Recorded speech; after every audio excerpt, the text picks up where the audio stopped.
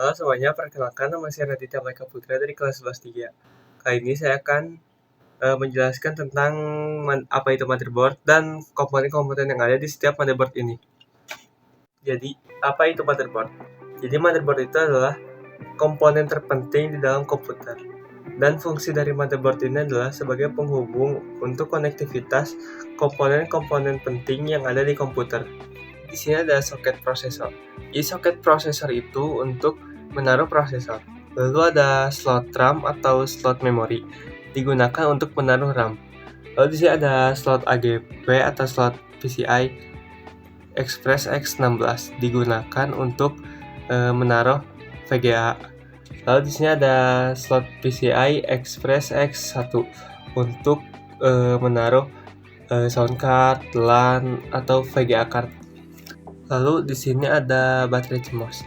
Jadi baterai CMOS ini berfungsi untuk memberi daya kepada BIOS dan menyimpan semua pengaturan di BIOS. Kemudian di sini ada power connector pin 24 dan power connector pin 4. Jadi power connector itu berfungsi sebagai penghubung antara power supply dengan motherboard untuk mendapatkan daya listrik. Lalu di sini ada SATA. SATA itu digunakan untuk menaruh hard disk atau CD.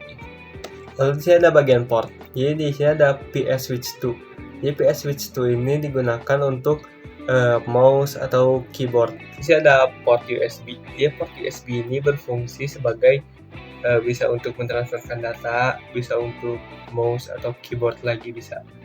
Lalu di sini ada port HDMI. Jadi port HDMI ini untuk menampilkan kualitas gambar yang lebih HD. Misal dari PC atau dari komputer ke televisi. Kemudian di sini ada port VGA. Jadi port VGA ini berfungsi untuk mentransmisikan sebuah grafik dari komputer ke display atau output. Kemudian di sini ada RJ45. Jadi RJ45 itu berfungsi untuk konektor atau jaringan di sebuah komputer. Di sini ada port audio. Jadi port audio ini digunakan untuk mentransmisikan suara atau audio yang ada di komputer ke eksternal atau output. Di sini ada chipset. Jadi fungsi chipset itu untuk mengatur lalu lintas aliran data dalam sebuah komputer. Jadi chipset itu perannya sangat penting. Baik, sekian dari saya. Mohon maaf bila ada kesalahan. Wassalamualaikum warahmatullahi wabarakatuh.